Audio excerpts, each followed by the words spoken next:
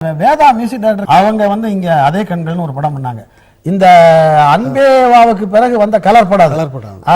ஏன் கலர் படம்னா நடுவில் இன்னொரு 2 பிளாக் அண்ட் ஒயிட் மூவிஸ் வந்திருக்கு. இது வந்து நம்ம என்னுடைய அருமை நண்பர் திருலோக் சந்தர் சார் பண்ணது. நீங்க பாத்தீங்கன்னா கிரைம் சப்ஜெக்ட்.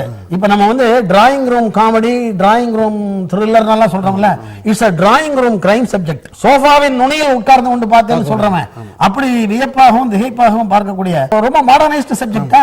அதனால நம்ம செட்டியார் அவர்களுடைய 2வது மகன் குமரன் சார் இருக்காங்களே, அவங்க வந்து ரொம்ப is very much interested in music. அவர் வந்து இந்த படத்துக்கு காரணமா எல்லா இசையமைப்பாளர்களுக்குமே அவர் வந்து மேல்நாட்டு இசை தட்டுகள் இதெல்லாம் கொண்டு போட்டு காமிச்சு காப்பி சொல்ல மாட்டாரு, அதுல இன்ஸ்பயர் ஆகி பண்ணுங்கன்னு சொல்லுவாரு.